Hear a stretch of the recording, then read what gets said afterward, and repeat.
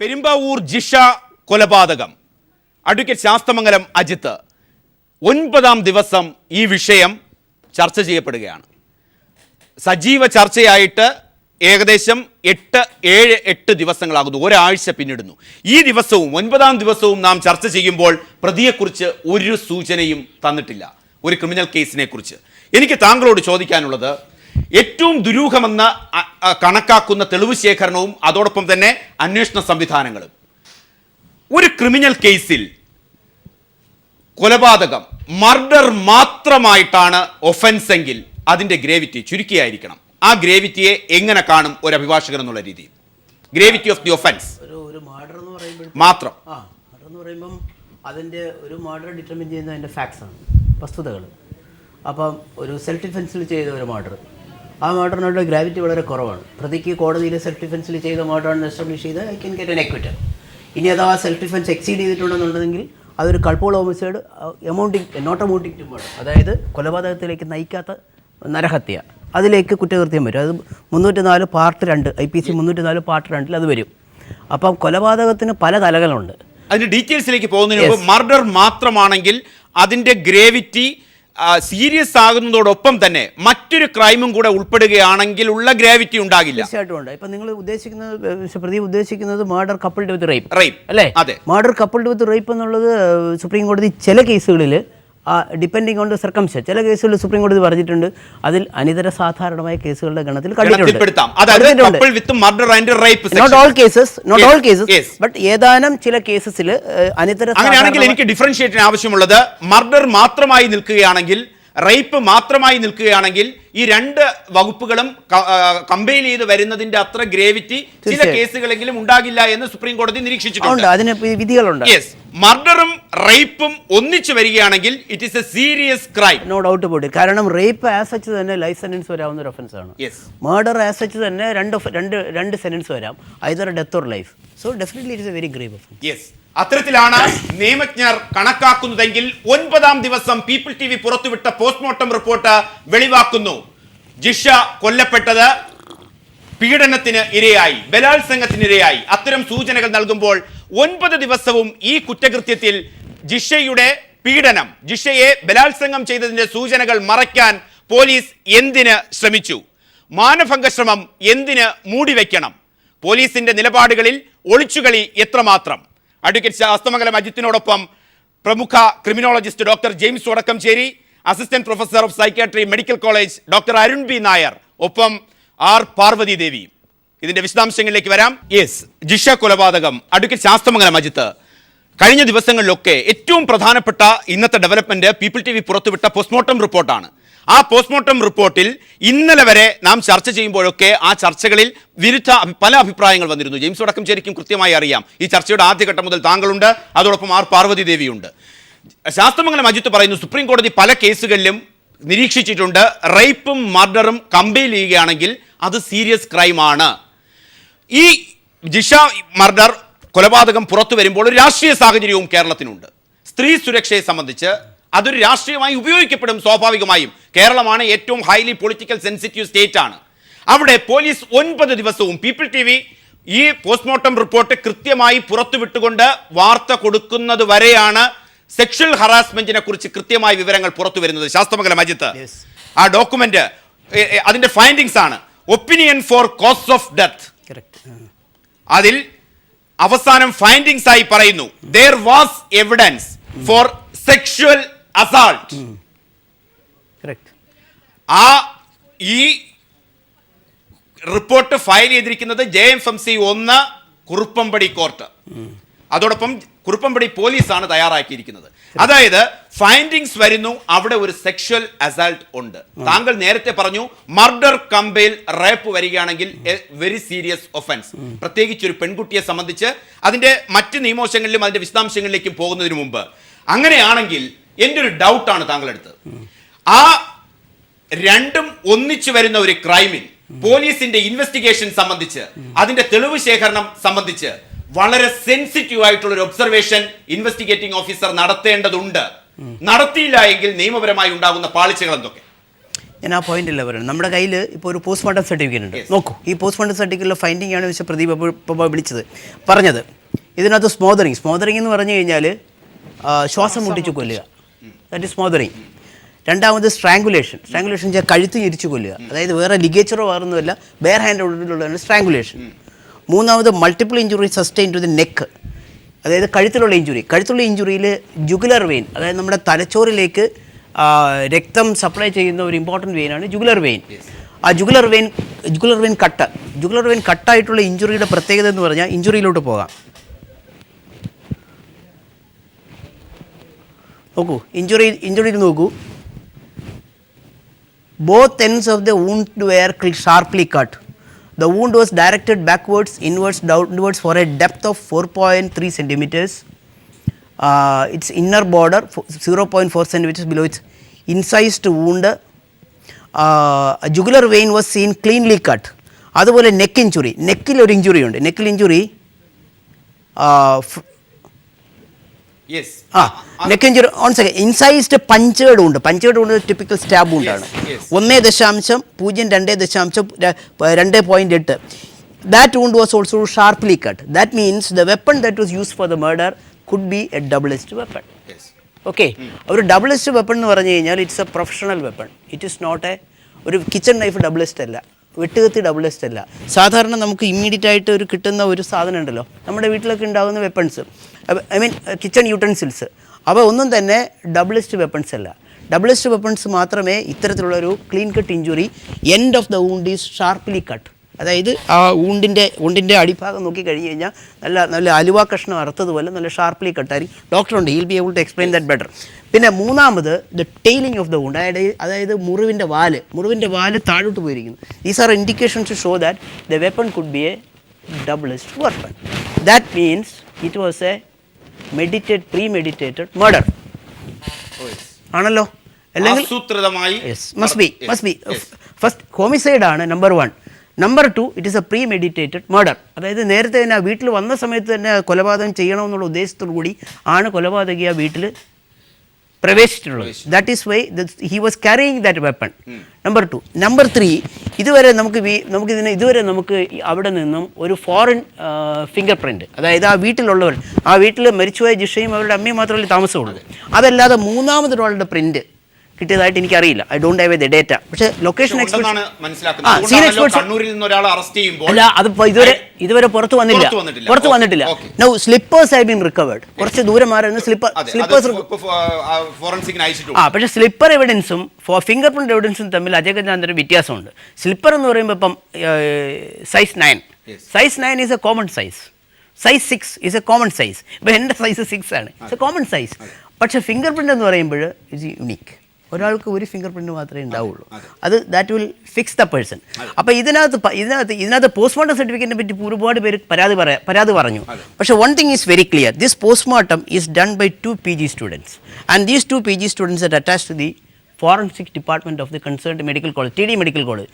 That means they are competent to do the forensic autopsy examination as per the GO. ഞാൻ ഇന്നലെ പറഞ്ഞ government order പ്രകാരം അങ്ങനെയാണെങ്കിൽ they are perfectly competent. അങ്ങനെയാണെങ്കിൽ പിന്നെ അത് കോമ്പിറ്റന്റ് അല്ല, അതിൽ ഒരുപാട് ഇറഗുലാരിറ്റീസ് ഉണ്ടെന്ന് ഒരു പ്രാഥമിക റിപ്പോർട്ട് എന്തിന് ആലപ്പുഴ മെഡിക്കൽ കോളേജിൽ നിന്ന് അല്ല, അത് വളരെ ദാറ്റ് ഇസ് വെരി ഇമ്പോർട്ടൻറ്റ്. കാരണം അത് ഈ ഒരു റിപ്പോർട്ടിനകത്ത് ഒരു ഇൻകോമ്പിറ്റൻസി ഉണ്ടെന്നോ ഒരു സ്കിൽഫുൾ ആയിട്ടുള്ള ഒരു ഓട്ടോപ്സി അല്ല എന്നുള്ള പറയാനായിട്ട് ഒരു മെഡിക്കൽ എക്സ്പെർട്ട് അല്ലാത്ത ഞാൻ ഒരു അഭിപ്രായം പറയുന്നു. It is not safe and correct. പക്ഷേ ഒരു മെഡിക്കൽ ബോർഡ് അങ്ങനെ പറഞ്ഞിട്ടുണ്ടെങ്കിൽ ഇറ്റ് അസ്യൂംസ് ഇമ്പോർട്ടൻസ്. എന്താണ് ഇതിനകത്ത് ആ റിപ്പോർട്ട് അങ്ങനെ പറയുമ്പോൾ എനിക്കതിൽ ആഡ് ചെയ്യാനുള്ളത്, കോമ്പിറ്റന്റ് എന്ന് പറയുമ്പോൾ ആലപ്പുഴ മെഡിക്കൽ കോളേജ് പ്രൊഫസർ കൊടുത്തിട്ടുള്ള പ്രാഥമിക റിപ്പോർട്ട് അനുസരിച്ച് അതിന്റെ കൃത്യമായ വിവരങ്ങളുമുണ്ട്. ഈ പോസ്റ്റ്മോർട്ടം നടത്തിയിട്ടുള്ളത് ഗുരുതരമായ വീഴ്ചകൾ വന്നിട്ടുണ്ട്.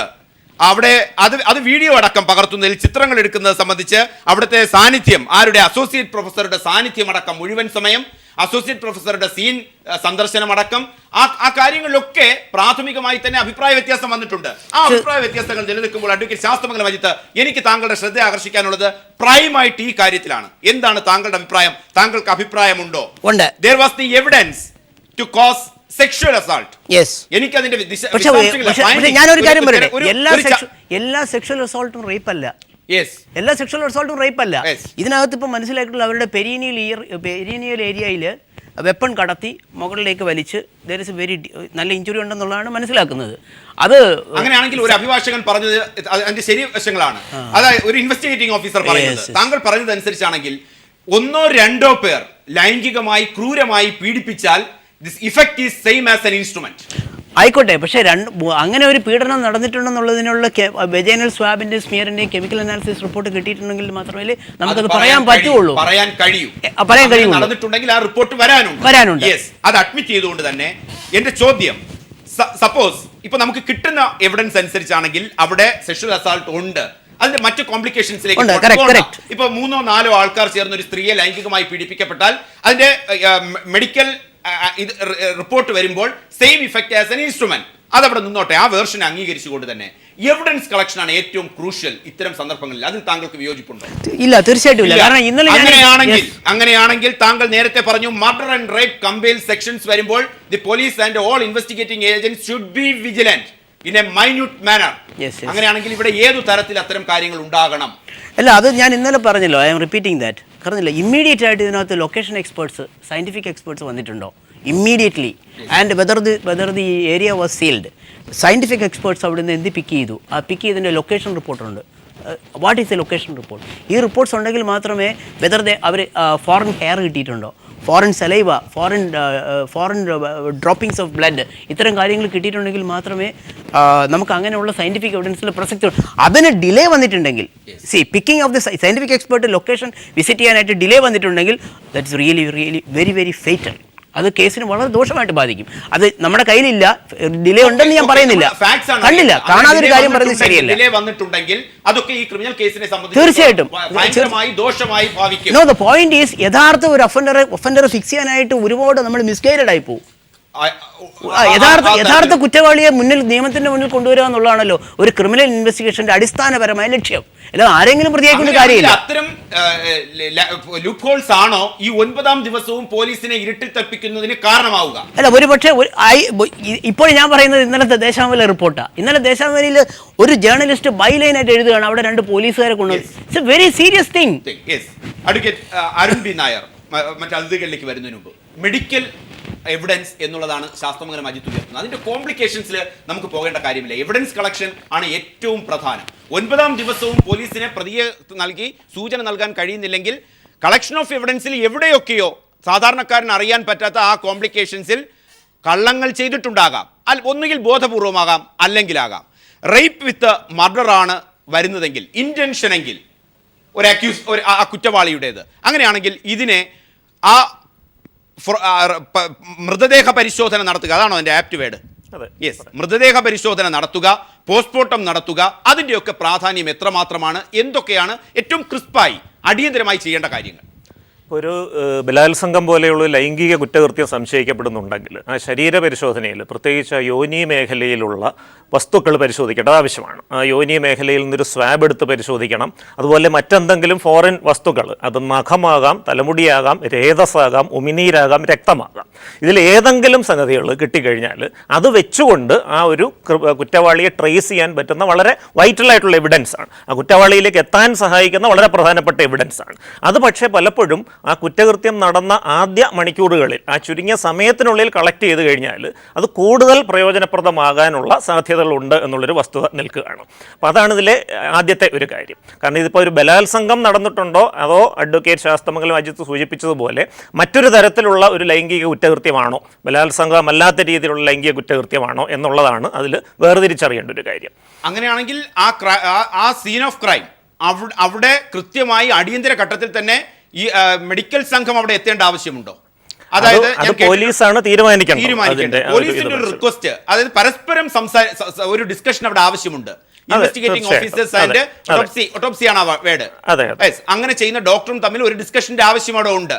അവർ പരസ്പരം തയ്യാറെടുക്കുകയും ആ ക്രൈമിന്റെ സീരിയസ്നെസ് അനുസരിച്ച് കമ്പൈൻഡ് ആയിട്ട് ആ ഇൻസിഡന്റ് സ്പോട്ട് സന്ദർശിക്കുകയും ചെയ്യേണ്ടത്. അതെ, ഈ വൈറ്റൽ ആയിട്ടുള്ള എവിഡൻസുകൾ അവിടെ നിന്ന് ലഭിക്കുകയാണെന്നുണ്ടെങ്കിൽ അത് അന്വേഷണത്തിനെ വളരെ സഹായിക്കാൻ സാധ്യതയുള്ള കാര്യങ്ങൾ. 28-ാം തീയതി 3-നും 5 മണിക്കും ഇടയിലാണ് നടക്കുകയും 8 മണിക്കാണ് ഇത് സംഭവം നോട്ടിഫൈ ചെയ്യുന്നതെങ്കിൽ അറ്റ്ലീസ്റ്റ് 29-ാം തീയതിയെങ്കിലും ഈ സംഘം അവിടെ എത്തേണ്ടതാണ്. അത്തരത്തിലുള്ള ഒരു ഡിസ്കഷൻ നടന്നിട്ടുണ്ടെങ്കിൽ, സംശയം ഉന്നയിക്കപ്പെട്ടിട്ടുണ്ടെങ്കിൽ അങ്ങനെ പോലീസിന്റെ ഭാഗത്തു നിന്നും ഡോക്ടറിന്റെ ഭാഗത്തു നിന്നും അല്ലെങ്കിൽ മെഡിക്കൽ ടീമിന്റെ ഭാഗത്തു നിന്നും ഉണ്ടായില്ലെങ്കിൽ ഈ രണ്ട് വിഭാഗത്തിന്റെ പക്ഷത്തും ഗുരുതരമായ കൃത്യവിലോപമുണ്ട്. തീർച്ചയായിട്ടും. കാരണം അതുകൊണ്ടാണ് ഞാൻ പറഞ്ഞത്, ദേശാഭിമാനി റിപ്പോർട്ട് പ്രകാരം അന്ന് രാത്രിയിൽ ദർ വാസ് നോ ലൈറ്റ്. മൊബൈലിൻ്റെ ടോർച്ച് ലൈറ്റ് വെച്ചിട്ടാണ്, യു റിമെമ്പർ ദാറ്റ് റിപ്പോർട്ട്, മൊബൈലിൻ്റെ ടോർച്ച് ലൈറ്റ് വെച്ചിട്ടാണ് സീൻ ഓഫ് എക്സാമിനേഷൻ നടന്നിട്ടുള്ളത്. അന്ന് രാത്രിയിൽ പിറ്റേ ദിവസം രാവിലെ 9 മണി വരെ സയൻറ്റിഫിക് എക്സ്പേർട്സ് അവിടെ വന്നതായിട്ട് there is no evidence if you go by the report. അങ്ങനെയാണെന്നുണ്ടെങ്കിൽ as you say there is a very serious lapse. Yes, doctor James Vadakkanchery, ഇവിടെ അവർ രണ്ടുപേരും രണ്ട് എക്സ്പെർട്സും പറയുന്നത് അനുസരിച്ചാണെങ്കിൽ പരസ്പരം നമുക്ക് ആശ്രയിക്കേണ്ടത് ഇതൊക്കെയാണ്. അവിടെ മെഡിക്കൽ സംഘത്തിന്റെ ഭാഗത്തു നിന്നും പോലീസിന്റെ ഭാഗത്തു നിന്നും ഒരിക്കലും നീതീകരിക്കാൻ കഴിയാത്ത വീഴ്ച സംഭവിച്ചിരിക്കുന്നു ജിഷ കൊലക്കേസിൽ. അതായത് ഇപ്പോൾ ഇവർ രണ്ടുപേരും പറഞ്ഞതിനൊന്ന് ഞാൻ ചിന്തിക്കുമ്പോൾ മിസ്റ്റർ അജിത് പറഞ്ഞതൊക്കെ ഒരു സ്കിൽഫുൾ മെഡിക്കൽ റിപ്പോർട്ടല്ല. കാരണം ഒരാളെ കൊല്ലാനായിട്ട് ഇത്രമാത്രം സ്മോദറിങ്, സ്ട്രാങ്കുലേഷൻ, മൾട്ടിപ്പിൾ ഇഞ്ചുറീസ്, പിന്നെ ഗുഹ്യാപ്രദേശങ്ങൾ മുഴുവൻ അടിച്ച് തകർത്ത് നാശായി കൊടൽ വെളിയിലേക്ക് വന്ന് ഒരാളെ കൊല്ലാനായിട്ട് ഇത്രമാത്രം കാര്യങ്ങൾക്ക് പ്രസക്തി ഉണ്ടോ? 30 വയസ്സായ ഒരു പെൺകുട്ടി. അത് മാത്രമല്ല, സ്ട്രാങ്കുല് ഇതിനകത്ത് ഇത് ഒരേ സമയത്ത് നടത്താനായിട്ട് പറ്റുകയില്ല. അപ്പോൾ ഒന്നിന് ശേഷമായിരിക്കും അടുത്ത് വന്നിരിക്കുന്നത്. ഇതിനകത്ത് ഏതാ മുന്നേ നടന്നത്? അതായത് മുന്നേ നടന്നത് ഈ സ്ട്രാങ്കുലേഷനാണോ? ഇപ്പോൾ ഞാൻ ഡോക്ടറോട് ചോദിക്കായിരുന്നു, സ്ട്രാങ്കുലേഷൻ എന്ന് പറഞ്ഞാൽ നമ്മുടെ ഹയോയിഡ് ബോൺ എന്ന് പറഞ്ഞൊരു ബോണുണ്ട്, ആ ബോണ് റപ്ചർ ഉണ്ടാക്കണം. റപ്ചറുണ്ട് ആണ്, റപ്ചറുണ്ട്. അപ്പോൾ അങ്ങനെ വരുമ്പോൾ അത് കഴിഞ്ഞതിന് ശേഷമാണോ മൾട്ടിപ്പിൾ ഇഞ്ചുറി പിന്നെ ഓരോന്നോരോന്നിന് കുത്തിക്കൊണ്ടിരുന്നത്? അത് മാത്രമല്ല, ഇതിനകത്ത് എനിക്ക് ആകെ ഒരു ആ റിപ്പോർട്ട് സ്കിൽഫുൾ അല്ല. അങ്ങനെയാണെങ്കിൽ ആ റിപ്പോർട്ടിനും ഒരുപാട് ന്യൂനതകൾ, ആ റിപ്പോർട്ട് ന്യൂനതകളെ കാണുന്നുള്ളൂ ഇപ്പോൾ ഞാൻ പോസ്റ്റ്മോർട്ടം റിപ്പോർട്ടിൽ. കാരണം അതൊരു എക്സ്പെർട്ടൈസ് ഉള്ള റിപ്പോർട്ട് പോലെ തോന്നുന്നില്ല. ഇപ്പോൾ ഞാൻ ഈ നമ്മുടെ വാട്സാപ്പിലൊക്കെ വരുന്നതായ ഈ ഇതിൻ്റെ ഡീറ്റെയിൽസൊക്കെ വെച്ച് നോക്കുമ്പോൾ ഇപ്പോൾ ഇദ്ദേഹം പറഞ്ഞതുപോലെ തന്നെ ഇങ്ങനെ ഒരു കത്തി ഡബിൾ എഡ്ജ്ഡ് അതിലേക്ക് പോകുന്നതിന് എനിക്ക് ചെറിയൊരു സംശയം. താങ്കൾ പറഞ്ഞതനുസരിച്ചാണെങ്കിൽ അറ്റംപ്റ്റ് ഓഫ് റേപ്പ്, അതായത് താങ്കൾ പറയുന്ന സെക്ഷൽ അസാൾട്ടിന് ആഫ്റ്റർ മർഡർ, ബിഫോർ മർഡർ, അത് സംബന്ധിച്ചും ക്ലാരിറ്റി ഇല്ല. കാരണം ഇതിനകത്ത് ഈ സ്മോദറിംഗ് ആൻഡ് സ്ട്രാങ്കുലേഷൻ വന്നിട്ടുണ്ടെങ്കിൽ പിന്നെ സെക്സ്, പിന്നെ റേപ്പ് ഇല്ല. കാരണം കൺസെന്റും ഇല്ല, വില്ലുമില്ല. കൺസെന്റ് നിയമത്തിന്റെ മുമ്പ് റേപ്പ് ഇല്ല. പക്ഷേ ഇതിനകത്തൊരു കാര്യമുള്ളത്, ഈ പോലീസ് ഓഫീസേഴ്സിനെ സംബന്ധിച്ചിടത്തോളം ഇപ്പോൾ ഇത് നമ്മൾ പോലീസ് ട്രെയിനിങ് കോളേജിൽ റേപ്പ് സീൻ എങ്ങനെയാണ് ഇൻവെസ്റ്റിഗേറ്റ് ചെയ്യേണ്ടത്, മർഡർ സീൻ എങ്ങനെയാണ് ഇൻവെസ്റ്റിഗേറ്റ് ചെയ്യുന്നത്, രണ്ടും കൂടി എങ്ങനെയാണെന്ന് റെഫറൻസിൽ ഇത് രണ്ടും അപ്പടി ഇവിടെ പാലിക്കപ്പെട്ടിട്ടുണ്ടോ? പാലിക്കപ്പെട്ടിട്ടില്ല. അതായത് ഇദ്ദേഹം പറയുന്നതനുസരിച്ച് guarding the scene of crime അത് വളരെ ഇമ്പോർട്ടൻ്റാണ്. അപ്പോൾ ഞങ്ങൾ എന്ത് ചെയ്യേണ്ട, ഒരു കേസ് പോലീസ് റിപ്പോർട്ട് ചെയ്ത് കഴിഞ്ഞാൽ എല്ലാ പോലീസ് സ്റ്റേഷനിലും ഒരു ഐവോ കിറ്റ് എന്ന സാധനം കൊടുത്തിട്ടുണ്ട്, ഇൻവെസ്റ്റിഗേറ്റിംഗ് ഓഫീസേഴ്സ് കിറ്റ്. അതിനകത്ത് 100,000 സാധനങ്ങളുണ്ട്. അതുമായിട്ട് വേണം കുറ്റരംഗത്തേക്ക് പോകാൻ, അവിടെ ഉള്ളതായാലും കളക്ട് ചെയ്യാനായിട്ട്. ഇവിടെ നോക്കുന്ന അവസരത്തിൽ ആ കുറ്റരംഗം പരിശോധിച്ച് കഴിഞ്ഞിട്ട് അതിൻ്റെ ഫോട്ടോഗ്രാഫൊക്കെ എടുക്കണം. കാരണം എങ്ങനെയാണ് കുറ്റരംഗം കിടക്കുന്നത്, ഇപ്പോൾ ഇത് ഞാൻ വായിക്കാം. ആ ഡീറ്റെയിൽസിലേക്ക് നമുക്ക് പോകുന്നതിന് മുമ്പ് നിയമപരമായ കാര്യങ്ങൾ. ആർ പാർവതി ദേവി 30 വയസ്സായ നിയമബിരുദധാരി, നിയമബിരുദം എത്തിയിട്ടില്ല എങ്കിൽ പോലും അതിന് പഠിക്കുന്ന ഒരു പെൺകുട്ടി ക്രൂരമായി പട്ടാപ്പകൽ കൊലയ്ക്ക് വിധേയമായി കൊലപാതകം നടത്തി.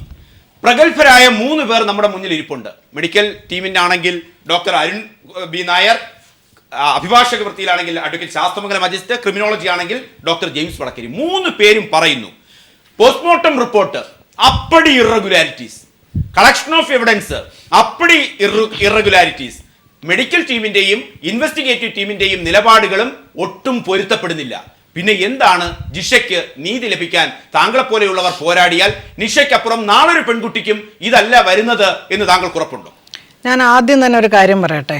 നിങ്ങൾ ഈ 4 പുരുഷന്മാരും പറയുന്ന അത്ര നിസ്സംഗമായി എനിക്ക് ഈ കാര്യം കാണാൻ കഴിയില്ല. എനിക്ക് ഈ മുറിവുകളെക്കുറിച്ചും ആയുധങ്ങളെക്കുറിച്ചും പരിക്കുകളെക്കുറിച്ചും പറയുമ്പോൾ ഞങ്ങളുടെ ശരീരം വേദനിക്കുകയാണ്. അത് നിങ്ങൾ മനസ്സിലാക്കണം. ഒരു കാറ് നന്നാക്കുന്നത് പോലെയോ ഒരു വണ്ടി നന്നാക്കുന്നത് പോലെയോ പാർട്സിനെ കുറിച്ചും അതിലുപയോഗിച്ച ആയുധങ്ങളെക്കുറിച്ചും ഞങ്ങൾക്ക് സ്ത്രീകൾക്ക് പറയാൻ കഴിയില്ല. കാരണം അത് അത്രയേറെ വേദനിപ്പിക്കുന്നതും ഞങ്ങൾ ഓരോ സ്ത്രീയെയും വല്ലാതെ മുറിവേൽപ്പിക്കുന്നതുമാണ്.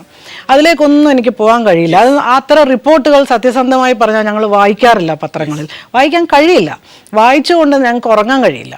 അതുകൊണ്ട് അതിലേക്കൊന്നും ഞാൻ പോകുന്നില്ല. പക്ഷേ ഒരു കാര്യം ഇപ്പോൾ ഇവിടെ പറഞ്ഞ ഈ പറഞ്ഞ പ്രഗത്ഭരായ വിദഗ്ധർ എല്ലാവരും പറയുന്നത് പോലെ ഒരു സംഭവം ഉണ്ടായി, അത് ഉണ്ടാകാൻ പാടില്ലാത്തതാണ്. പക്ഷേ അതിനുശേഷം ഇവിടെ ഒരു പൗരയുടെ ജീവനും സ്വത്തിനും സംരക്ഷണം തരേണ്ട പോലീസ് സംവിധാനം അതിനിഷ്ഠൂരമായിട്ടാണ്, ഇവിടെ ക്രൂരമായിട്ടാണ് കാര്യങ്ങൾ നടപ്പിലാക്കിയിരിക്കുന്നത്. ഇങ്ങനെ ഒരിക്കലും ഈ കാര്യങ്ങൾ മുന്നോട്ട് പോകാൻ കഴിയില്ല. ഇന്ന് ഒരു പത്രത്തിൽ വന്നു, 2 പോലീസുകാരെയാണ് മുഖംമൂടി ധരിച്ചുകൊണ്ട് പ്രതികളായി ജനങ്ങളുടെ മുന്നിൽ കാണിച്ചതെന്ന്. അതൊരു പക്ഷേ ശരിയാണോ തെറ്റാണോ, പക്ഷെ അത് നിഷേധിക്കാൻ ഇവിടെയുള്ള അധികൃതർക്ക് കഴിഞ്ഞിട്ടില്ല. എങ്ങോട്ടാണ് ഈ കേരളം പോകുന്നത്? ഇവിടെ സൂചിപ്പിച്ചതുപോലെ ഒരു പോസ്റ്റ്മോർട്ടം റിപ്പോർട്ട്, ആ റിപ്പോർട്ട് പോലും ഇത്ര നിഷ്ഠൂരമായി. ഇവിടെ പറഞ്ഞല്ലോ, ഈ പറഞ്ഞതുപോലെ ഒരു പരിശോധന പോലും അസാധ്യമാക്കുന്ന വിധത്തിൽ പിച്ചി ചീന്തപ്പെട്ട ഒരു ശരീരമായിരുന്നു അത്. ആ ശരീരം ഒറ്റ നോട്ടത്തിൽ ആർക്കാണ് ലൈംഗികമായി പീഡിപ്പിക്കപ്പെട്ടതാണെന്ന് ഇവിടെ സൂചിപ്പിക്കുന്നത് പോലെ ഇന്ന് വർമ്മ കമ്മീഷൻ, എനിക്കറിയില്ല, അഭിഭാഷകരാണ് അത് പറയേണ്ടത്, വർമ്മ കമ്മീഷൻ റിപ്പോർട്ടിന്റെ അടിസ്ഥാനത്തിൽ ഉണ്ടായ ഒരു ഭേദഗതിക്ക് ശേഷം അതിൽ പുരുഷ ശരീരം തന്നെ സ്ത്രീയുടെ ശരീരത്തിൽ കയറണ്ട അത് റേപ്പ് ആവാൻ. അത് ആയുധമാകാം, അത് ആയുധമായാലും അത് റേപ്പാണ്. ഇത് എന്തിനു വേണ്ടി, എന്ത് സാങ്കേതികത്വത്തിന് വേണ്ടിയാണ് ഇവിടെ നടന്നത്? ലൈംഗിക അതിക്രമമാണോ അല്ലയോ എന്ന് നമ്മൾ ചർച്ച ചെയ്യുന്നത്. ഇതല്ല ലൈംഗിക അതിക്രമമെങ്കിൽ പിന്നെ നിങ്ങൾ മാധ്യമപ്രവർത്തകർ എന്തിനെയാണ് ലൈംഗിക അതിക്രമം എന്ന് വിളിക്കുന്നത്? ഇത് ഏത് സാങ്കേതികത്വത്തിന്റെയും ടെക്നിക്കാലിറ്റിയുടെയും പേരിലാണ് നമ്മൾ ഈ ചർച്ച നടത്തുന്നത്? ഇതിൽ കൂടുതൽ എന്ത് ലൈംഗിക അതിക്രമം അവിടെ നടക്കേണ്ടതിനി?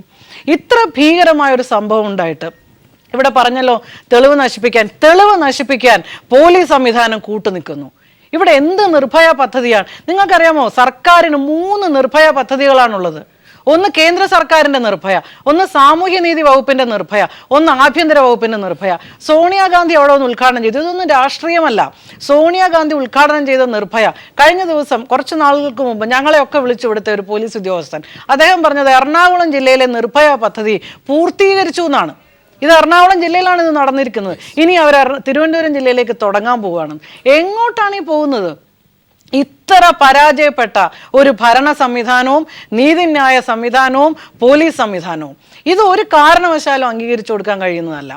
ഇത്ര ഭീകരമായ രീതിയിൽ ഇത്തരത്തിലുള്ള ഒരു ക്രൈം അട്ടിമറിക്കപ്പെട്ട ചരിത്രം കേരളത്തിന്റെ ചരിത്രത്തിൽ വേറെ ഉണ്ടായിട്ടുണ്ടോ എന്ന് സംശയമാണ്.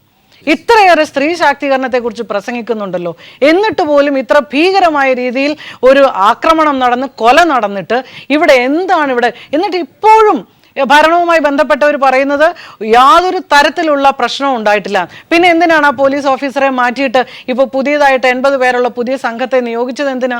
അതിനൊരു കുഴപ്പമുണ്ടായിരുന്നില്ലെങ്കിൽ കേന്ദ്ര സർക്കാർ പറയണം CBI അന്വേഷണം അത്യാവശ്യമെന്ന്. എന്തിനാണ് പറയുന്നത്?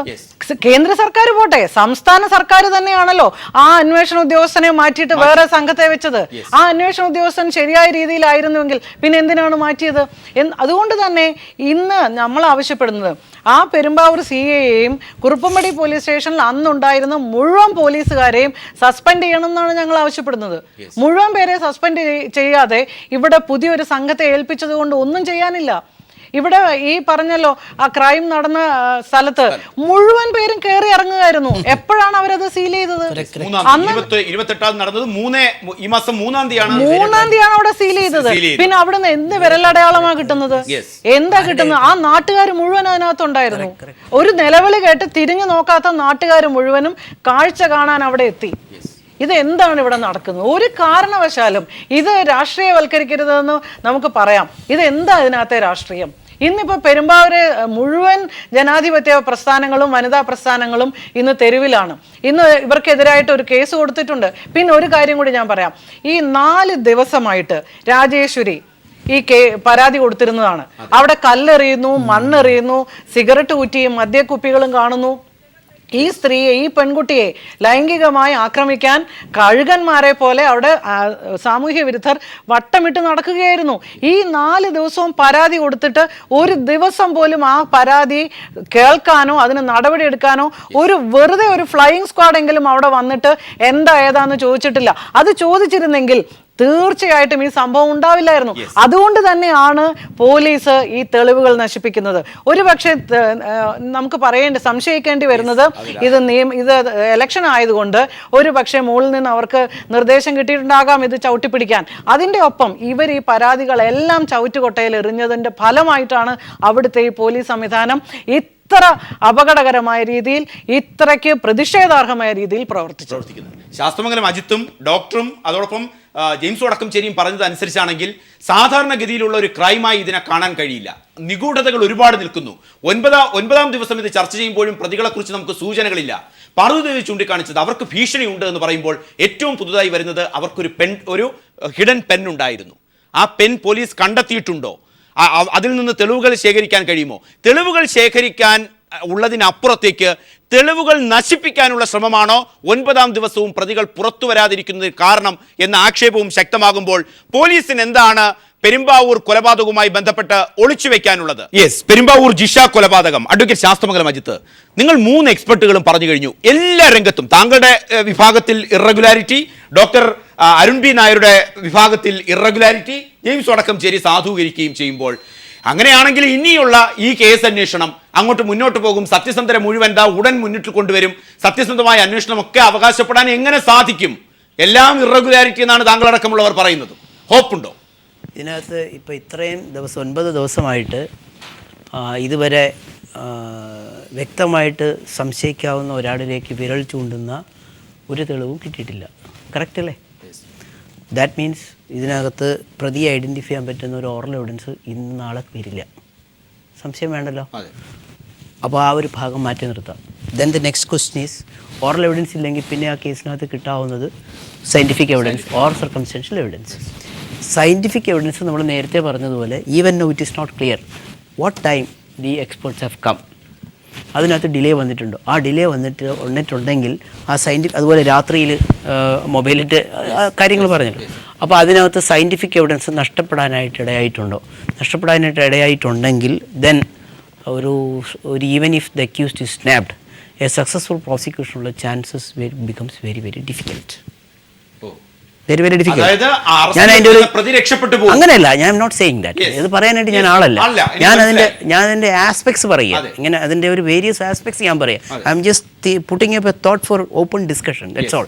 അല്ല, ഞാൻ ഇതാണെന്നോ ഇതാണെന്നോ പറയാൻ ഞാൻ ആളല്ല. I am not the person. ഒന്നത്. പിന്നെ ഇതിനകത്തുള്ള ഫിംഗർ പ്രിൻറ്റ് കമ്പാരിസന് വേണ്ടി എവിഡൻസ് വല്ലതും കിട്ടിയോ? എത്ര പ്രിൻ്റ് കിട്ടി? എത്ര ഫോറിൻ പ്രിൻറ്റ്സ് അവരെ ഉണ്ടായിരുന്നു? ഇതിനെപ്പറ്റി have you got any report? ആ പ്രിൻ്റ് കിട്ടി ആരെങ്കിലും ഐഡൻറ്റിഫൈ ചെയ്യാൻ പറ്റിയിട്ടുണ്ടോ? അതായത് ഫോറിനായിട്ട് വന്നിട്ടുള്ള ആരെങ്കിലും ഐഡൻറ്റിഫൈ. നേരത്തെ മാഡം പാർവതി പറഞ്ഞതുപോലെ scene was not protected. Scene protected എന്ന് അവർ പറഞ്ഞതുപോലെ any Tom Dick and Harry can go and come. അപ്പോൾ അങ്ങനെ വരുമ്പോഴത്തേക്ക് ഒരു സസ്പെക്റ്റ് പ്രിൻറ്റും ഒരു നോൺ സസ്പെക്റ്റ് ന്യൂട്രൽ പ്രിൻറ്റും തമ്മിൽ how are you going to distinguish? വളരെ ഇമ്പോർട്ടൻറ്റ്. അവർ വളരെ കാഷ്വലായിട്ട് പറഞ്ഞെങ്കിലും that point that she said is a very important point in criminal investigation. അതായത് പ്രതിയെ നെയിൽ ഡൗൺ ചെയ്യാനായിട്ട് വളരെ ബുദ്ധിമുട്ടുണ്ടാവും. കാരണം ന്യൂട്രൽ പ്രിൻ്റ് ആയിരിക്കാം, ചിലപ്പോൾ സസ്പെക്റ്റ് പ്രിൻ്റ് ആയിരിക്കാം. How are you going to distinguish that? ഒരുപാട് പ്രശ്നങ്ങൾ. അപ്പോൾ ഈ കേസിനകത്ത് immediate arrest, immediate discovery and arrest of an offender, അതാണ് ഒരു ക്രിമിനൽ കേസിനകത്ത് ഒരു സക്സസ്ഫുൾ പ്രോസിക്യൂഷൻ്റെ ആണിക്കല്ല്. ആസ് ടൈം ഡിലേസ് കാഷ്വാലിറ്റീസ് ഒരു പ്രോസിക്യൂഷന് വേണ്ടിയിട്ടുള്ള chances it's very very difficult. Arun B Nair അദ്ദേഹം പറയുന്നത് പോലെ എവിഡൻസ് കളക്ഷൻ പറയുമ്പോൾ മെഡിക്കൽ എവിഡൻസിനെ സംബന്ധിച്ച് ഈ ചർച്ചയിൽ ഉരുത്തിരിയുന്ന താങ്കൾ മനസ്സിലാക്കുന്ന വൈകല്യങ്ങൾ ഉണ്ടെങ്കിൽ വൈകല്യങ്ങൾ, മെരിറ്റ്സ് ഉണ്ടെങ്കിൽ മെരിറ്റ്സ് കാണാൻ കഴിയുന്നുണ്ടോ? അല്ല, ഇതിൽ ഒരു വിവാദം നടന്നു. ഈ പോസ്റ്റ് ഗ്രാജുവേറ്റ് വിദ്യാർത്ഥി ക്വാളിഫൈഡ് ആണോ എന്നുള്ളത്. അതിന് കൃത്യമായിട്ടൊരു ഉത്തരവുണ്ട്. Jio number 1185/82 dated 3/5/1982. ഈ ഗവൺമെന്റ് ഉത്തരവ് പ്രകാരം ഫോറൻസിക് മെഡിസിൻ വിഭാഗത്തിലെ ഒരു പോസ്റ്റ് ഗ്രാജുവേറ്റ് വിദ്യാർത്ഥി ഓട്ടോപ്സി, അതായത് പോസ്റ്റ്മോർട്ടം എക്സാമിനേഷൻ ഇൻഡിപെൻഡന്റ് ആയിട്ട് സ്വതന്ത്രമായിട്ട് ചെയ്യാൻ കോമ്പിറ്റന്റ് ആയിട്ടുള്ള ഒരാളാണ്. പക്ഷെ തീർച്ചയായിട്ടും അവിടുത്തെ വകുപ്പ് മേധാവിയോ മറ്റ് ഉയർന്ന ആളുകളോ ആണ് കൂടുതൽ വൈദഗ്ധ്യം ആവശ്യമുണ്ടോ? ഇപ്പൊ ആശുപത്രി തന്നെ ഒരു രോഗിയെ ചികിത്സിക്കുകയാണെങ്കിൽ ഇപ്പോൾ ഒരു പോസ്റ്റ് ഗ്രാജുവേറ്റ് ജസ്റ്റ് ഒരു ക്വിക്ക് ക്വസ്റ്റ്യൻ, ഇപ്പൊ ഇതിന്റെ സന്ദർഭങ്ങൾ മനസ്സിലായല്ലോ. പോലീസ് പറയുന്ന ക്രൈം ഡെഫിനിഷൻസ് അതനുസരിച്ചാണെങ്കിൽ വളരെ ലാഘവത്തോട് കാണേണ്ട ഒരു കൊലപാതകമാണോ ജിഷയുടേത്? അങ്ങനെയാണോ ജിഷ കൊലപാതകം വളരെ കാഷ്വലായി കാണേണ്ട ഒന്നാണെന്ന് താങ്കൾ അഭിപ്രായപ്പെടുന്നുണ്ടോ? അല്ല, ഇത്രത്തോളം സങ്കീർണതകളുള്ള സ്ഥിതിക്ക് അത് ഗൗരവതരമായിട്ടുള്ള ഇൻവെസ്റ്റിഗേഷൻ വേണ്ടതാണ്. പക്ഷേ അവിടെ ഒരു കമ്മ്യൂണിക്കേഷൻ ഗ്യാപ്പ് നടന്നിട്ടുണ്ടോ ഇൻവെസ്റ്റിഗേറ്റിംഗ് ഓഫീസേഴ്സും ഡോക്ടേഴ്സും തമ്മിൽ എന്നുള്ളതാണ് നമ്മൾ ആലോചിക്കേണ്ട ഒരു വിഷയം. അങ്ങനെ ഒരു ബ്രൂട്ടൽ ആയിട്ടുള്ളൊരു കാര്യമാണെങ്കിൽ മെഡിക്കൽ ടീമും പോലീസും കൂടുതൽ ഇക്കാര്യത്തിൽ ശ്രദ്ധ വേണ്ടി വരുന്നതാണ്. ആ കാര്യങ്ങൾ അറിയിക്കേണ്ട ബാധ്യത പരിശോധന നടത്തുന്നത് ആശുപത്രി അധികൃതരാണല്ലോ, ഡോക്ടർ മെഡിക്കൽ സംഘമാണല്ലോ. അവർ വിജിലന്റ് ആകേണ്ടതുണ്ട്. അവർ വിജിലന്റ് ആയിട്ടില്ല എന്ന് പോസ്റ്റ്മോർട്ടം റിപ്പോർട്ടിന്റെ വൈരുദ്ധ്യങ്ങൾ ജെയിംസ് വടക്കംചേരി ചൂണ്ടിക്കാണിക്കുന്നു. പോസ്റ്റ്മോർട്ടം റിപ്പോർട്ടിന്റെ ഇന്നത്തെ കാര്യങ്ങളെക്കുറിച്ച് ഇന്ന് കേരളത്തിലെ ഏറ്റവും വലിയ സീനിയർ ആയിട്ടുള്ള ഒരു പോലീസ് സർജനായ ജോയിന്റ് DME തന്നെ ഇന്ന് ആലപ്പുഴ പോയി അതിന്റെ അന്വേഷണം നടത്തുകയാണ്. അതിന്റെ ഡോക്ടർ ശ്രീകുമാരി കേരളത്തിലെ ഏറ്റവും സീനിയർ ആയിട്ടുള്ള ഗവൺമെന്റ് സർവീസിലുള്ള പോലീസ് സർജനാണ്. അപ്പോൾ അദ്ദേഹം ഇൻവെസ്റ്റിഗേറ്റ് ചെയ്തിട്ട് അതിന്റെ വിവരങ്ങൾ പുറത്തു വരുന്ന മുറയ്ക്ക് അതിൽ എന്തെങ്കിലും വൈകല്യങ്ങൾ ഉണ്ടെങ്കിൽ അത് പറയാൻ കഴിയുന്ന ഏറ്റവും വിദഗ്ധയായ വ്യക്തിയാണ് ഡോക്ടർ ശ്രീകുമാരി. അപ്പോൾ അതിൽ നിന്ന് നമുക്ക് കൂടുതൽ കാര്യങ്ങൾ അറിയാം എന്നുള്ളതാണ്. ജെയിംസ് വടക്കംചേരി, 9ാം ദിവസവും നാം പറയുകയാണ് അന്വേഷണത്തെക്കുറിച്ച്. ഇപ്പോൾ മെഡിക്കൽ സംഘത്തിന്റെ അവരുടെ ലാബ്സിനെ കുറിച്ചുള്ള അന്വേഷണം, അതേപോലെ ഇൻവെസ്റ്റിഗേറ്റിംഗ് ടീംസിൽ ഉണ്ടാകുന്ന വൈകല്യങ്ങൾ, അതിനെക്കുറിച്ചുള്ള അന്വേഷണം. പ്രതിയെ കണ്ടുപിടിക്കുന്നതിലല്ല നമ്മുടെ ചർച്ചകൾ ഡീവിയേറ്റ് ചെയ്യുന്നത്. മെഡിക്കൽ സംഘത്തിന് ഏറ്റവും പ്രമാദമായ ഒരു കേസിൽ അവരുടെ അറ്റൻഷൻ എത്രമാത്രമായിരുന്നു, ഡിലേ ഉണ്ട്, എന്നാൽ അതിനൊരു അന്വേഷണ സംഘം ശ്രദ്ധ അങ്ങോട്ട് പോകുന്നു. കേസ് ഇൻവെസ്റ്റിഗേഷൻ ടീം അവർക്ക് ലാഗിങ്സ് വന്നു, അവരുടെ കുറ്റങ്ങൾ കണ്ടുപിടിക്കാൻ പോകുന്നു. 9ാമത്തെ ദിവസവും അതും കണ്ടുപിടിക്കുന്നില്ല, നടപടിയും ഉണ്ടാകുന്നില്ല. കാരണം ഇതിനകത്തുള്ളത് ഒരു ആളെ കണ്ടുപിടിച്ചാലും ആ ആള് ഈ കുറ്റരംഗമായിട്ടോ അല്ലെങ്കിൽ ഇതിൻ്റെ ഏരിയയായിട്ടോ ഒക്കെ നമുക്ക് ബന്ധിപ്പിക്കാൻ പറ്റുന്നതായ ലിങ്ക് ഒരു ഇപ്പോൾ ഫിംഗർ പ്രിൻ്റാണെങ്കിൽ ഫിംഗർ പ്രിൻ്റ്, അല്ല ഈ ബൈറ്റ് മാർക്കാണെങ്കിൽ ബൈറ്റ് മാർക്ക്. ഇപ്പോൾ ഞാൻ ഇപ്പോൾ ഈ ആ അക്രമം, അതായത് ആ ഇപ്പോൾ അവരുടെ റിപ്പോർട്ട് അനുസരിച്ച്, പോസ്റ്റ്മോർട്ടം റിപ്പോർട്ട് അനുസരിച്ച് ആ പെൺകുട്ടി തന്നെ ആക്രമിച്ചിട്ടുണ്ടാകും, കടിക്കാൻ സാധ്യതയുണ്ട്. അങ്ങനെ ആ പെൺകുട്ടി ഇപ്പോൾ ഈ ആക്രമിച്ച ആളെ കടിച്ചിട്ടുണ്ടെങ്കിൽ തീർച്ചയായിട്ടും അവരുടെ ആ പല്ലിൻ്റെ ആ ഭാഗമൊക്കെ വളരെ ഇമ്പോർട്ടൻ്റ് ആണ്. എനിക്ക് മനസ്സിലാക്കാൻ പറ്റുന്നത് ഇപ്പം ഞങ്ങൾ സാധാരണ നമ്മൾ പറയാറുണ്ട്, എവിടെയെങ്കിലും ബൈറ്റ് മാർക്കൊക്കെ ആണെങ്കിൽ ആ ഭാഗം പ്രത്യേകം ഫോട്ടോഗ്രാഫി ചെയ്യണം. അതിന് പ്രത്യേക ക്യാമറകളൊക്കെ ഉണ്ട്. ആ ക്യാമറയൊക്കെ വെച്ച് ഫോട്ടോഗ്രാഫ് ചെയ്തിട്ട് ഇനി നമ്മൾ കക്ഷിയെ കണ്ടുപിടിച്ച് കഴിഞ്ഞാൽ അവനെ കൊണ്ട് ഇതുപോലെ ബൈറ്റ് ചെയ്യിപ്പിച്ചിട്ട് അവൻ്റെ പല്ലിൻ്റെ അകലവും അതുപോലെയുള്ളതായ ഓരോ പല്ലിൻ്റെ വീതിയൊക്കെ കറക്റ്റാണെന്നൊക്കെ നമ്മൾ കമ്പയർ ചെയ്തിട്ട് നമുക്ക് അവനെ ഐഡൻറ്റിഫൈ ചെയ്യാൻ പറ്റും. എങ്ങനെ ഇപ്പോൾ ഒരാളെ പിടിച്ചു കഴിഞ്ഞാൽ ഇനി ഈ ഈ മരിച്ച പെൺകുട്ടിയുടെ ഡെഡ് ബോഡി ആയിട്ടോ സീനോ ക്രൈമായിട്ട് ബന്ധിപ്പിക്കാൻ നമ്മുടെ കയ്യിൽ, കാരണം പെൺകുട്ടിയെ ക്രീമേറ്റ് ചെയ്ത് കളഞ്ഞു. അത് വളരെ ഇമ്പോർട്ടൻറ്റ് പോയിൻ്റാണെന്ന് മാത്രമല്ല, ഇന്നിപ്പോൾ ഏറ്റവും കൂടുതൽ ചർച്ച ചെയ്യപ്പെട്ടത് ഇവർ ഈ സമയത്ത് കഴിഞ്ഞിട്ടൊക്കെയാണ് സ്പെഷ്യൽ പെർമിഷനൊക്കെ മേടിച്ചാണ് ക്രീമേറ്റ് ചെയ്തതെന്ന് ആ രേഖ ഇന്ന് പീപ്പിൾ TV പുറത്തുവിട്ടിരുന്നു. അതാണ് special police sub inspector Kuruppady police station 29/4/2016 secretary municipal office Perumbavoor മുനിസിപ്പാലിറ്റിക്ക് കൊടുത്തിട്ടുള്ളത്. മൃതശരീരം ദഹിപ്പിക്കുന്നതിന് മറ്റു നിയമ തടസ്സം ഒന്നും ഇല്ല എന്നുള്ള വിവരം ബോധിപ്പിക്കുന്നു. പോലീസിന്റെ താല്പര്യമാണ് ദഹിപ്പിക്കൂ. പക്ഷെ അത് അത്രയുള്ള റിപ്പോർട്ടെങ്കിൽ സാധാരണഗതിയിൽ പോലീസിന് അങ്ങനെ റിപ്പോർട്ട് കൊടുക്കാറുണ്ട്. മതാചാര പ്രകാരം ഈ മൃതദേഹം അവിടെ ജിഷയുടെ അമ്മ ദഹിപ്പിക്കരുതെന്ന ആവശ്യം മുന്നോട്ട് വെക്കുന്നു. അവിടെയാണ് പ്രശ്നം വരുന്നത്. അമ്മ അങ്ങനെ ആവശ്യപ്പെട്ടിട്ടുണ്ടെങ്കിൽ ദഹിപ്പിക്കുന്നതിന് തടസ്സമില്ല എന്ന് പറഞ്ഞത് എന്തുകൊണ്ടാണെന്ന് എനിക്കറിയില്ല. ഞാനൊന്ന് ചോദിക്കട്ടെ, അൺഎഡ്യൂക്കേറ്റഡ് ആയിട്ടുള്ള ഒരു സ്ത്രീ ദഹിപ്പിക്കണോ ദഹിപ്പിക്കണോ? ഒരു നോർമൽ കേസിൽ ഒരു ഇല്ലറ്ററേറ്റ് ഫാമിലി അവർക്ക് അറിയില്ല. പക്ഷേ ഇവിടുത്തെ മെഡിക്കൽ സംഘത്തിന് അറിയാം, പോലീസ് സംഘത്തിന് അധികം. ഏറ്റവും ബ്രൂട്ടൽ ആയിട്ടുള്ള മർഡർ, അവിടെ മെഡിക്കൽ കോംപ്ലിക്കേഷൻസ് ഉണ്ട്. റീപോസ്റ്റ്മോർട്ടം അടക്കമുള്ള കാര്യങ്ങൾ ചിന്തിക്കണമെങ്കിൽ ഈ പോലീസ് ഓഫീസർ എങ്ങനെ ഇത്തരമൊരു ലെറ്റർ കൊടുക്കും? അതെങ്ങനെ താങ്കൾക്ക് ന്യായീകരിക്കാൻ കഴിയും? ഞാൻ ന്യായീകരിക്കുകയല്ല ഞാൻ പറഞ്ഞത് എന്താ കൊടുത്തതെന്നുള്ളതിന്റെ ബാക്ക്ഗ്രൗണ്ട് ഒന്നുമില്ല. ബാക്ക്ഗ്രൗണ്ട് എന്റെ ചോദ്യം അതല്ല. താങ്കൾ പറയുന്നു ഈ ലെറ്റർ ഇറ്റ്സ് ഓഫ് കോഴ്സ് അംഗീകരിക്കുന്നു. ഈ ലെറ്റർ നിയമവിധേയമാണെന്ന് അംഗീകരിച്ചാൽ എന്റെ ചോദ്യം, ഞാൻ പറയുന്നു അമ്മ എതിർത്തു. എന്റെ സ്റ്റാൻഡ് ഇതാണ്, അമ്മ എതിർക്കുന്നില്ല. മോസ്റ്റ് ഇല്ലിറ്ററേറ്റ് ആയിട്ടുള്ള ഒരു ഫാമിലിക്ക് ഇത്തരം കാര്യങ്ങൾ അറിയില്ല. അതുപോലെയാണോ doctor Arun B Nair, advocate Sasthamangalam Ajith? അതുപോലെയാണോ? ഒരു പരിധിവരെ താങ്കൾ അതുപോലെയാണോ? You have to give warning. ഇതിന്റെ സംഗതികൾ ഇന്നതാണ്, ഇവിടെ ഇന്ന ബ്രൂട്ടൽ മർഡർ നടന്നിട്ടുണ്ട്, ഇന്ന കോംപ്ലിക്കേഷൻസ് ഉണ്ട്, you have to keep the dead body. അതിന്റെ ബാധ്യത മെഡിക്കൽ സംഘത്തിനും ഇൻവെസ്റ്റിഗേറ്റിംഗ് സംഘത്തിനും ഇല്ലേ? തീർച്ചയായിട്ടും ഉണ്ട്. അങ്ങനെ ഉണ്ടെങ്കിൽ ഈ കത്തിനെ താങ്കൾ ന്യായീകരിക്കുമോ? ഞാൻ ആ തരത്തിൽ എനിക്ക് ന്യായീകരിക്കാൻ ബുദ്ധിമുട്ടുണ്ട്. പക്ഷേ ഞാൻ ഒരു സജഷൻ പോലെ പറയുന്നുണ്ട്, പോലീസിൻ്റെ ഓരോ ഡിസ്ട്രിക്റ്റിലും ഇതുപോലുള്ളതായ കോംപ്ലിക്കേറ്റഡ് കേസുകളിൽ ഡെഡ് ബോഡി 6 മാസം സൂക്ഷിക്കാനായിട്ട് പറ്റുന്ന വിധത്തിലുള്ള മോർച്ചറികൾ പോലീസിന് ഉണ്ടാക്കേണ്ട ഒരു സാഹചര്യം ഇപ്പോൾ നിലവിൽ വന്നിരിക്കുകയാണെന്ന് ഞാൻ ഇന്നൊരു അഭിപ്രായം പറഞ്ഞു. കാരണം ഇതുപോലുള്ളതായി ഇപ്പോൾ ദഹിപ്പിച്ച് കളയുമ്പോൾ കുഴിച്ചിടാനും പാടില്ല. അതുകൊണ്ട് അവരെ നമുക്കൊന്ന് പ്രൊട്ടക്ട് ചെയ്യാനായിട്ട് 10-20 ഡെഡ് ബോഡികൾ സൂക്ഷിക്കാവുന്ന മോർച്ചറികൾ പോലീസിന് തന്നെ ഓരോ ഡിസ്ട്രിക്ട് തലത്തിൽ ഉണ്ടാക്കി വെച്ചാൽ ഇതുപോലെയുള്ള കോംപ്ലിക്കേഷൻ വരുമ്പോൾ നമുക്കത് പരിശോധിക്കാനായിട്ട് സഹായിക്കുമെന്നുള്ള ഒരു സജഷൻ ഞാൻ ഇന്ന് ഫേസ്ബുക്കിൽ എഴുതിയിട്ടുണ്ട്. പാർവതി ദേവി, നമ്മൾ ഓരോന്നും നമ്മൾ ഒരു ഓപ്പൺ ചർച്ചയാണിത്. ഒരു ചോദ്യമോ ഉത്തരവോ ഇല്ല, രാഷ്ട്രീയമോ ഒന്നുമില്ല. ആ പ്രഗത്ഭരൊക്കെ പറയുന്നു ഈ കത്ത് ഇന്ന് പീപ്പിൾ TV പുറത്തുവിട്ട കത്താണ്. അവിടെ ഇത്രയും, എന്റെ ചോദ്യം ആവർത്തിക്കുന്നില്ല എങ്കിൽ പോലും, ഇത്രയും അതിനിഷ്ഠൂരമെന്ന് താങ്കളടക്കം പറയുന്ന ഒരു കൊലപാതകത്തിൽ ഒരു റിപ്പോർട്ട് ഒരു പോലീസ് കൊടുക്കുന്നു. പോസ്റ്റ്മോർട്ടം തയ്യാറാക്കുന്നവർ എല്ലാം ഏറ്റവും നെഗറ്റീവ് ആയിട്ടുള്ള കാര്യങ്ങൾ. മറ്റൊന്ന് ഏറ്റവും ശ്രദ്ധിക്കേണ്ടത്, നിയമപരമായി പാലിക്കേണ്ട ഒരു ഘടകം, അവിടെ ജാതി പറയുകയല്ല. ഒരു ദളിത് പെൺകുട്ടിയാണെങ്കിൽ, അല്ലെങ്കിൽ ദളിത് കേസസ് ഇൻവോൾവ് ചെയ്യുന്ന സ്ഥലത്ത് പ്രത്യേക പ്രൊവിഷൻസ് ഉണ്ട്. അഡ്വക്കേറ്റ് ശാസ്ത്രമംഗലം അജിത് കുമാർ, അതിനോട് താങ്കൾ പറയുന്നുണ്ടോ? ഞാൻ വായനയിൽ നിന്ന് മനസ്സിലാക്കിയതാണ്. ഒരു ദളിത്താണ് ഇങ്ങനെ പീഡിപ്പിക്കപ്പെടുന്നതെങ്കിൽ അല്ലെങ്കിൽ കൊല ചെയ്യപ്പെടുന്നതെങ്കിൽ അവിടെ പുലർത്തേണ്ട ചില മാനദണ്ഡങ്ങളുണ്ട്. RDOയെ വിവരം അറിയിക്കുക, വില്ലേജ് ഓഫീസറെ വിവരം അറിയിക്കുക. ഇവിടുത്തെ ഏറ്റവും കോംപ്ലിക്കേഷൻ ഇതാണ്. ഒരു ബ്രൂട്ടൽ മർഡർ, ഈ ഇറഗുലാരിറ്റീസ് ഒക്കെ നടക്കുന്നു. അവിടെ ഒരു ദളിത് പെൺകുട്ടി ക്രൂരമായി കൊല ചെയ്യപ്പെടുമ്പോൾ അതുപോലും മനസ്സിലാക്കാൻ നമ്മളെ ഇൻവെസ്റ്റിഗേറ്റിംഗ് ടീമിന് സാധിച്ചില്ലെങ്കിൽ ഇനിയൊരു വാക്ക് അതിന് ആവശ്യമുണ്ടോ? ഇത് തീർച്ചയായിട്ടും ഇത് നിയമ തടസ്സമില്ല എന്ന് എന്ത് അടിസ്ഥാനത്തിലാണ് SI പറയുന്നത്? ഈ പറയുന്നത് പോലെ ഒരു ദളിതാണ്, ഒരു സ്ത്രീയാണ്, അവരാണ് ആക്രമിക്കപ്പെടുകയും ലൈംഗികമായി ആക്രമിക്കപ്പെടുകയും കൊല്ലപ്പെടുകയും ചെയ്യുമ്പോൾ അത് ദഹിപ്പിക്കാൻ നിയമ തടസ്സം ഉണ്ടല്ലോ. അത് നിയമ തടസ്സം ഇല്ല എന്ന് എങ്ങനെയാണ് ഒരു സർട്ടിഫിക്കറ്റ് കൊടുക്കാൻ കഴിയുക? അത് തെറ്റാണല്ലോ. അത് നിയമവിരുദ്ധമായിട്ട് കൊടുത്തിരിക്കുന്ന സർട്ടിഫിക്കറ്റാണ്. എന്ന് മാത്രമല്ല, ഈ ഡോക്ടർ അരുണൊക്കെ പറയുന്നത് പോലെ ഇന്ന് ഇന്ത്യയിൽ തന്നെ ലൈംഗികമായി പീഡിപ്പിക്കപ്പെട്ട് കൊല്ലപ്പെടുന്ന സ്ത്രീകൾക്ക് അവരുടെ ആശുപത്രിയിൽ ചെല്ലുമ്പോഴും പോസ്റ്റ്മോർട്ടം ആണെങ്കിലും ഇതിനൊക്കെ പാലിക്കേണ്ട ചില മാർഗനിർദ്ദേശങ്ങൾ കേന്ദ്ര ഗവൺമെൻറ് തന്നെ ഈ കഴിഞ്ഞ കുറച്ചു കാലമായിട്ട് ഒരുപാട് ചർച്ചയ്ക്ക് ശേഷം ഉണ്ടാക്കിയിട്ടുണ്ട്. അത് നമ്മൾ കേരളം അഡോപ്റ്റ് ചെയ്തിട്ടില്ല. കേരളം സ്വന്തമായിട്ട് ഉണ്ടാക്കും എന്നാണ് അവർ അവകാശപ്പെടുന്നത്. അത് ഇതുവരെ ഉണ്ടാക്കിയിട്ടില്ല. അപ്പോൾ ഇതിനൊക്കെ തന്നെ ഈ പറയുന്ന തരത്തിൽ എല്ലാ നിയമങ്ങളും ലംഘിച്ചിരുന്ന് ഇന്ന് പ്രതിസ്ഥാനത്ത് നിൽക്കുന്നത് നിയമപാലകർ തന്നെയാണ്. യഥാർത്ഥത്തിൽ ഈ പ്രതികൾക്കൊപ്പം തന്നെ ഒരു പ്രതിയായിട്ട് തന്നെ പോലീസിനെ കണക്കാക്കണം എന്നാണ് എനിക്ക് തോന്നുന്നത്. യെസ്, അത്തരത്തിൽ പോലീസും ഈ നിയമ സംവിധാനങ്ങളും ഒക്കെ ക്രൂരമായി വിമർശിക്കപ്പെടുന്ന എല്ലാം തെറ്റ് എന്നുള്ള, നമ്മൾ മുഴുവനായിട്ട് അടച്ചാക്ഷേപിക്കുന്നില്ല. ഇഴകീറി പരിശോധിച്ച് ഈ 1 മണിക്കൂർ ചർച്ചയിൽ രാഷ്ട്രീയ ഇഴകീറലല്ല, ഓരോ രംഗത്തെയും പ്രമുഖർ, അവർക്ക് ആർക്കും അതിനെ ഒരു പോസിറ്റീവ് എഫർട്ട് കണ്ടെത്താൻ സാധിക്കുന്നില്ല. രേഖകൾ സഹിതമാണ് നമ്മൾ ചർച്ച നടത്തിയത്.